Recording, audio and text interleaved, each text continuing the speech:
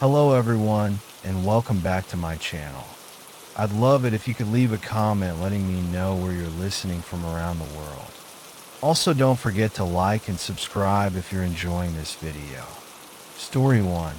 It was the kind of night that made you glad for walls and a roof. The rain hammered against the windows, driven sideways by the wind, each drop hitting the glass like tiny, insistent fingers. Lightning flared somewhere in the distance, lighting up the apartment for a split second before plunging it back into dim, flickering warmth. I was alone. That part I didn't mind. Some people get uneasy in an empty house, but not me. I like the quiet. I like the space. I was sipping my second cup of coffee, scrolling mindlessly through my phone when I heard it. 3 knocks. Not loud, not frantic. Slow, deliberate. I set my mug down. My heart had already picked up speed, thudding a little harder against my ribs. It wasn't like I was expecting anyone. Who the hell would be out in this storm? I got up slowly and crossed the room, my socks whispering against the hardwood floor. The peephole was old and warped, the kind that turned faces in a funhouse distortions. But I could still see him. A man, tall, wrapped in a soaking wet trench coat, the fabric clinging to him like second skin. His hat was pulled low over his face, the brim heavy with rain. I didn't like him. I couldn't say why, but every nerve in my body was screaming. I cleared my throat. "Who's there?" No answer, just silence. And then 3 more knocks. Slow, rhythmic, like he was playing a game. I swallowed hard and glanced at the clock on the wall. 2:37 a.m. Something cold slithered down my spine. Nobody knocks at 2:37 a.m. with good intentions. I backed away from the door. Whatever this was, I wanted no part of it. Maybe if I stayed quiet, he'd move on. Maybe he was just some drunk who got the wrong apartment. But then, I heard something that turned my stomach to ice. The sound of my front door unlocking from the outside. I felt it before I saw it. That horrible, weightless sensation of knowing something is terribly wrong. The door handle twisted. I had locked it. I knew I had locked it. My legs moved before my brain could catch up. I stumbled into the kitchen, hands shaking as I grabbed the biggest knife from the block. I didn't even realize I was holding my breath until I heard the sound. A slow creak. The door opening. An inch, then 2. I stared in horror as a thin stream of water trickled onto the floor, the storm still raging outside. But no one was there. The hallway beyond was empty. No man in a trench coat. No shadowy figure waiting in the rain. Just darkness, yawning and endless. I felt something then, a shift in the air. A pressure, thick and heavy, like the weight of unseen eyes pressing down on me. Then breathing. Behind me, my lungs locked up. Every hair on my body stood on end. I turned, knife raised, ready to slash, to fight, to do something. But there was nothing. The apartment was empty. Just me and the storm and my own ragged breathing. The door was still cracked open. My pulse hammered in my ears as I lunged forward, slamming it shut, throwing the deadbolt into place. My hands were ice cold and slick with sweat. I grabbed my phone and dialed 911. I didn't care if they thought I was crazy. I didn't care if it was nothing. I told them someone had tried to break into my apartment. They said they'd send a unit. 15 minutes. I sat in the kitchen, knife clutched tight, staring at the front door like it might grow teeth. The seconds stretched into hours. I counted the raindrops streaking down the window. When the knock came again, I nearly screamed. 3 knocks. Soft. Almost amused. I couldn't move. I couldn't breathe. I just sat there, waiting, praying. Then the sirens came, flashing red and blue against the wet pavement. A firm knock, this time from the police. I scrambled to my feet, unlocking the door so fast I nearly ripped it off its hinges. 2 officers stood there, rain dripping from their uniforms. They looked past me, scanning the apartment. "Are you alone?" one of them asked. I nodded. "He was here," I whispered. "He tried to come in?" The officer exchanged a glance with his partner. They stepped inside, checking every room, every closet. Nothing. No forced entry. No footprints. No sign of anything.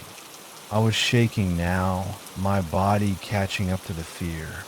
The officers asked me a few more questions, took down my statement.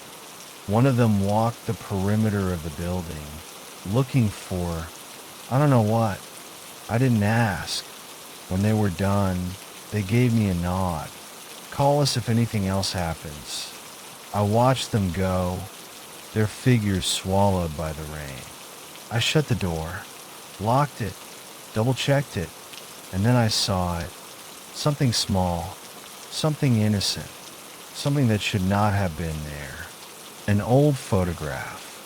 It lay on my welcome mat, edges curled from the damp. The image faded and yellowed with age. My stomach twisted as I picked it up, my fingers trembling. It was my apartment complex. Same windows, same bricks, same door. But the cars in the background were wrong. Old models, the kind you'd see in black and white movies. The picture looked like it had been taken decades ago. And standing in the foreground, clear as day, was a man in a trench coat. The same man, hat pulled low, coat dripping wet, staring straight at the camera. And in his hand, raised just slightly, he was knocking. I dropped the photo like it burned me. My head snapped up, my eyes darting to the door. I stood there, heart pounding, waiting, listening, but the only sound was the rain. Story 2. I was driving home late that night, the rain coming down so hard it sounded like nails tapping against the roof of my car. My wipers slashed across the windshield in a desperate attempt to keep up, but visibility was still garbage. The road stretched ahead, empty and slick, swallowed by darkness beyond the reach of my headlights. It had been a long shift at work, and all I wanted was to crawl into bed. But halfway through a deserted stretch of highway, my car made a horrible choking sound. A sharp, metallic clunk. Then, silence. The engine stuttered. The dashboard lights flickered. I swore under my breath and eased the car onto the shoulder, rolling to a stop near an abandoned gas station. The kind of place that looked like it had been out of business since the early 90s, with a cracked sign swaying in the wind and a single rusted-out pump standing like a forgotten monument to better times. I reached for my phone to call a tow truck, but before I could dial, something in the rear-view mirror caught my eye. A figure, standing on the side of the road. Tall, thin, motionless, just barely within the red glow of my taillights. A ripple of unease passed through me. The figure had no umbrella, no raincoat, no sign that they even noticed the storm raging around them. Just standing there, watching. A weird pressure settled in my chest, something like instinct whispering, "Don't look too long. Don't acknowledge it." I turned around in my seat, peering through the back window. The road was empty. My stomach twisted. Slowly, I faced forward again, my hands gripping the steering wheel. My eyes flicked back to the mirror. The figure was closer. I sucked in a sharp breath. The rain drummed against the roof, drowning out the sound of my own heartbeat. It was impossible. I locked the doors, my pulse pounding.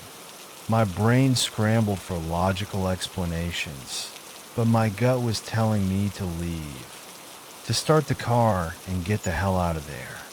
And then, bang, a sharp knock on my driver's side window. I flinched so hard I nearly screamed. A man stood there, his face obscured by the rain, his features blurry through the wet glass. "Hey, need some help?" His voice was muffled but clear enough to send a fresh wave of dread through me. I hesitated. Something was wrong. I turned back to the mirror. The shadowy figure was gone. The pressure in my chest tightened. I looked at the man again, and that's when I noticed he wasn't wet. Not a drop of rain on his clothes. His hair was bone dry, his jacket unstained, as if he had been standing under a roof this entire time. A pulse of raw, primal fear surged through me. I didn't think, didn't hesitate. I slammed my foot onto the gas pedal. The car groaned, sputtered, then roared to life. I didn't care if I fishtailed into a ditch, didn't care if I wrecked. I just needed to go. As I sped away, I glanced in the rearview mirror one last time. The man was still standing in the same spot. Only now he wasn't alone. The shadowy figure was right beside him, watching, their faces blurred, melting into the darkness.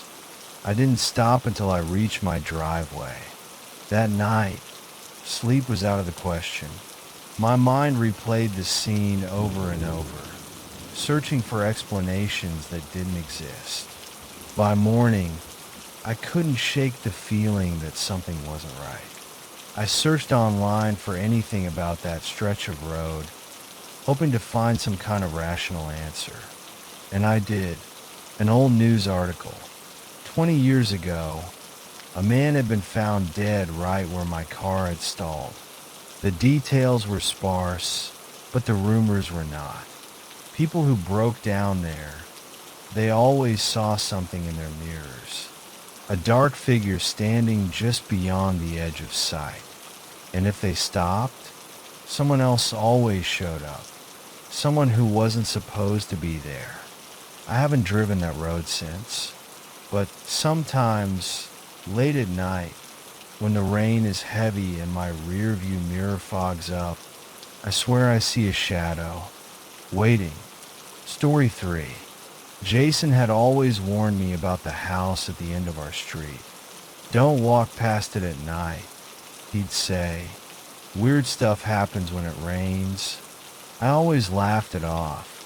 Jason had a way of making up stories, and I'd known him long enough to recognize when he was trying to scare me. He said he once saw lights flickering inside the house when no one lived there. Another time, he swore he saw a shadow moving in the attic window. I didn't believe any of it until that night.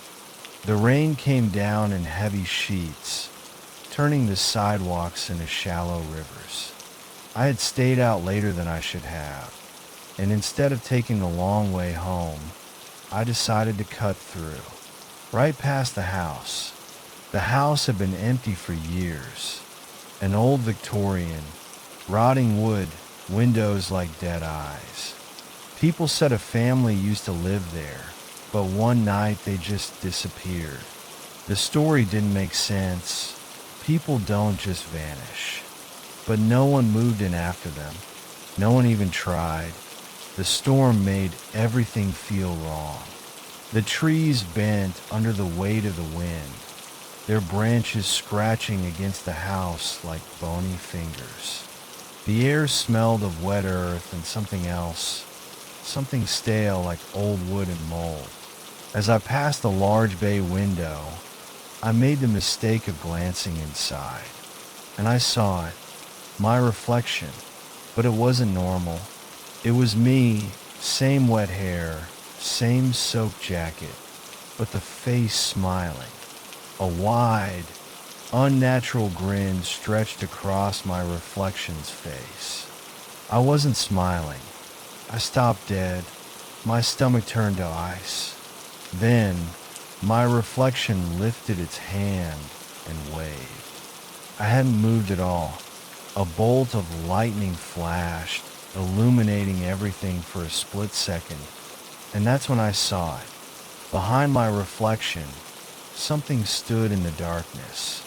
Tall, featureless, a figure of pure black, like a hole cut into reality, and its eyes, hollow, empty pits, were locked onto mine.